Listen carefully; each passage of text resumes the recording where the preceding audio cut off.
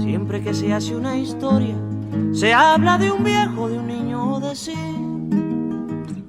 Pero mi historia es difícil, no voy a hablarles de un hombre común. Haré la historia de un ser de otro mundo, de un animal de galaxia. Es una historia que tiene que ver con el curso de la Vía Láctea. Es una historia enterrada, es sobre un ser de la nada.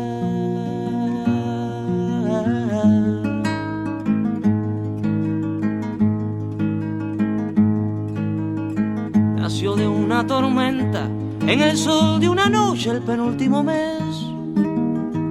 Fue de planeta en planeta, buscando agua potable. Quizás buscando la vida o buscando la muerte, eso nunca se sabe.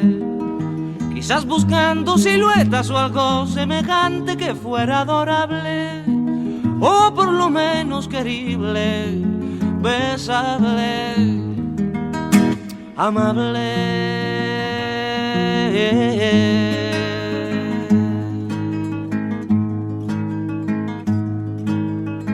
Él descubrió que las minas del rey Salomón se hallaban en el cielo y no en el África ardiente, como pensaba la gente. Pero las piedras son frías y le interesaban calor y alegrías. Las joyas no tenían alma, solo eran espejos, colores brillantes. Y al fin bajó hacia la guerra, perdón, quise decir a la tierra.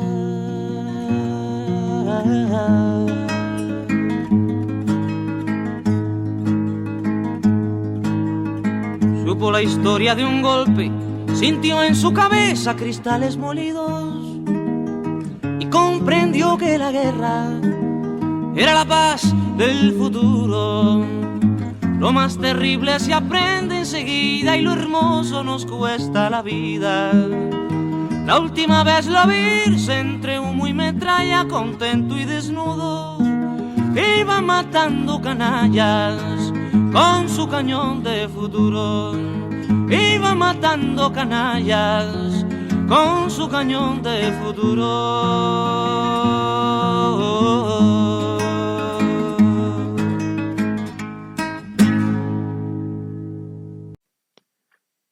¿Qué tal, muchachos? ¿Cómo van? Mijos, mijas. He de decir que estoy nervioso, me están sudando las manos. No entiendo por qué, ¿no? Quizá me apasiona un poco la historia, como siempre los he dicho. Temo darles algún dato erróneo. Es un tema muy sensible, como especifico adelante, porque nos han hecho creer que el socialismo o el comunismo es malo porque estamos con la influencia capitalista. Pero vamos a los hechos, como siempre he dicho. La revolución es una palabra muy fuerte y lo vemos en esta revolución que hace Cuba, ¿no? El suceso y todo lo que pasa alrededor. Vamos a hablar de Cuba. Cuba es la isla más grande del Caribe. Su producción y economía se basa en la caña de azúcar y el tabaco, muy conocidos por la música, ¿no? Ahí están los datos. Cuba Libre se le conoce como la isla cocodrilo por la forma que tiene. Es uno de los 2 países en el que no venden Coca-Cola. El otro es Corea del Norte. Tiene 9 sitios patrimonios por la UNESCO. Así es que es un país muy interesante. Y con este asunto de la Revolución Cubana más. Voy rápido porque nos sugirieron en un curso hacer más bien clips en vez de videos largos, ¿no? Bien, fue el Café La Habana en la Ciudad de México, donde se gesta el movimiento revolucionario con Fidel y Raúl Castro. Otros nombres trascendentes eran Camilo Cienfuegos y Ernesto El Che Guevara. Así es, una vez más la Ciudad de México en las cuestiones comunistas aparece en el mapa, apareció en la URSS, aparece en la Revolución Cubana, ¿no?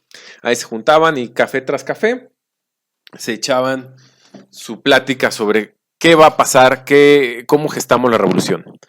Este es Fulgencio Batista, un títere capitalista. Él cumplía los caprichos de los yanquis por pura corrupción. Le tocaba su mochada y todo y el pueblo se venía abajo.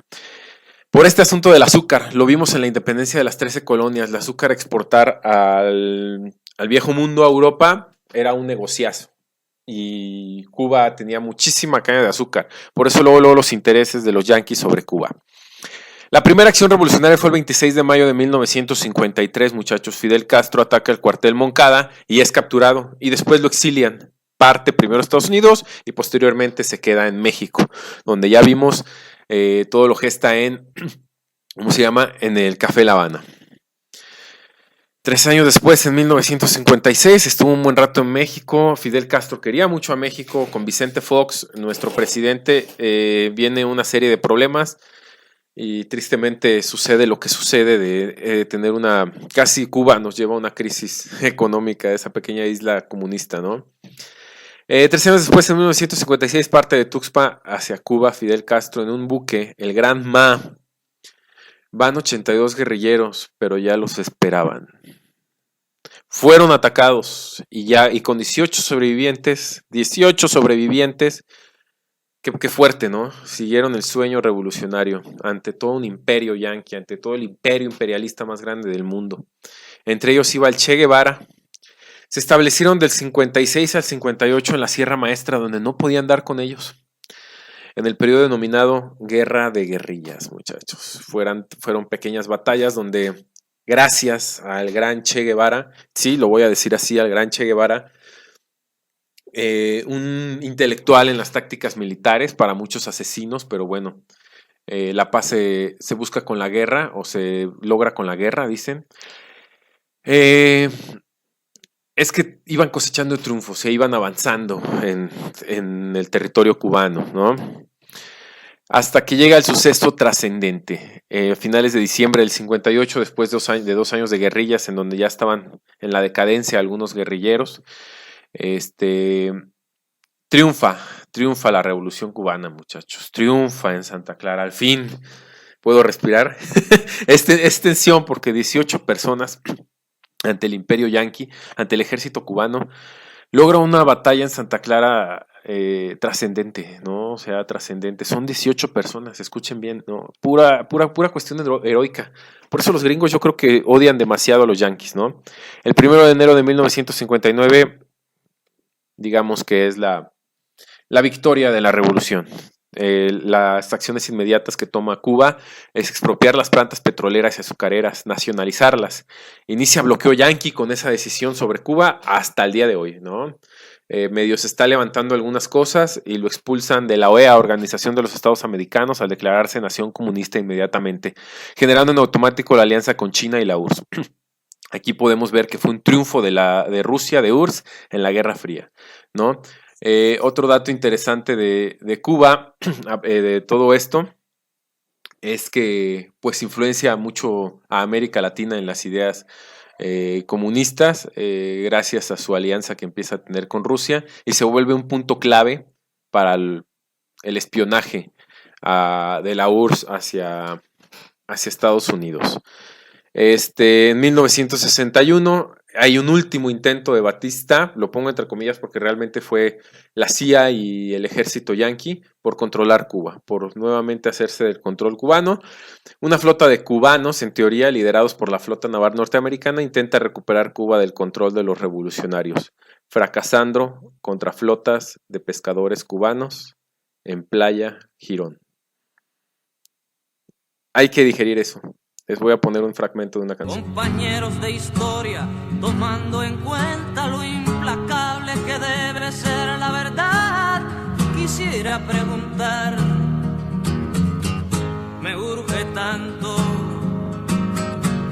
que debiera decir qué fronteras debo respetar. Si alguien roba comida y después da la vida, ¿qué hacer? ¿Hasta dónde debemos practicar las verdades? ¿Hasta dónde sabemos que escriban pues la historia, su historia, los hombres del Playa Girón? Que escriban pues la historia, su historia, los hombres del Playa Girón.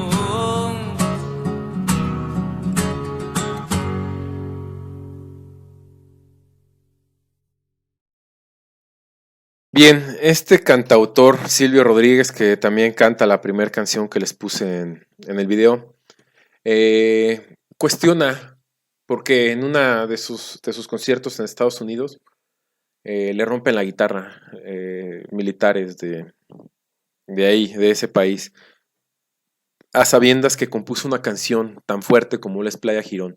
Como les decía, ustedes quieren ofender a un norteamericano yankee, háblenles de Playa Girón. Cómo es que a la flota naval más poderosa, la que había triunfado en la Segunda Guerra Mundial por los alemanes, es vencida por pescadores cubanos, muchachos. Es fuerte, por eso él cuestiona cómo puedo hacerlo que para que no herir fronteras, ¿no? Se dice que él justificó su canción porque él trabajó en Playa Girón. El asunto es que es una canción subliminal, ¿no? Muy, muy buena. Actos heroicos, Santa Clara con 18 guerrilleros, Playa Girón con flotas de pescadores cubanos. Caray, ¿no? Qué fuerte está este asunto de la Revolución Cubana. En 1962, ya para casi acabar con la Revolución Cubana, viene la crisis de los misiles como una defensa para evitar excursiones. Nuevamente la URSS mueve misiles a mares territoriales de Cuba y Estados Unidos lo ve como una amenaza, no trascendió a mayores porque nunca se comprobó, pero ahí están los misiles. Había misiles en Cuba, pero el Che Guevara, un diplomático, una persona muy, muy inteligente, daba unos discursos que pues hacían ver el por qué necesitaban la defensa a Cuba. Vamos a hablar del Che Guevara rápidamente. Nace en Rosario, Argentina, siempre con notas sobresalientes, una persona muy inteligente, ¿no? ¿Cómo se llama? Estudia medicina, se va a Buenos Aires a estudiar medicina y antes de acabar, ya les había comentado, agarra su moto y se va a dar un rol por toda América Latina, ¿no? Ve las carencias que tiene el pueblo latinoamericano y pues decide que tiene que haber un cambio y que el camino es la revolución. Llega a Guatemala, escucha de México, escucha de los Castros, regresa, se gradúa y va a México, viene a México, donde trabaja en el Hospital General de la Ciudad de México.